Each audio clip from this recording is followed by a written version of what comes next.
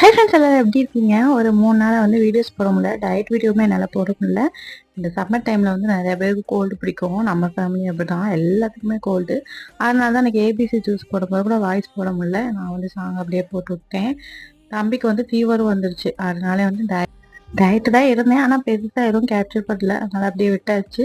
நாளைக்கு வந்து நான் 4வது வெட்டிங் ஆனிவர்சரி, 3rd ஆனிவர்சரி மட்டும் சேர்ந்து கொண்டாடிப்போம். இது வந்து தம்பி ஃபேமிலி சிம்பிளாக தான் இருக்க போகிறோம்.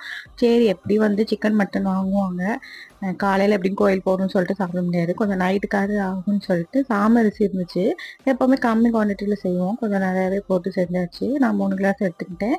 அதுக்கு 1 கிளாஸ் உளுந்து போட்டு நல்லா 6 மணி நேரம் ஊற வச்சாச்சு. நல்லா ஊற வச்சதுக்கப்புறம் அரைச்சிட்டு ஒரு 8 மணி நேரம் புளிக்க வச்சுட்டேன். அதை வந்து அப்படி காலையில் வந்து இட்லியாக செஞ்சிடலான்னு சொல்லிட்டு காலையில் எழுந்திரிச்சோடனே ஃபஸ்ட்டு வேலை கிச்சனை க்ளீன் பண்ணிட்டு அடுப்பை ஃபுல்லாக க்ளீன் பண்ணிவிட்டேன். அப்படியே வந்து இட்லி ஊற ஆரம்பிச்சிட்டேன். தக்காளி சட்னி தான் வச்சேன். அப்புறம் வந்து நாளைக்கு பார்க்கலாம். Bye friends.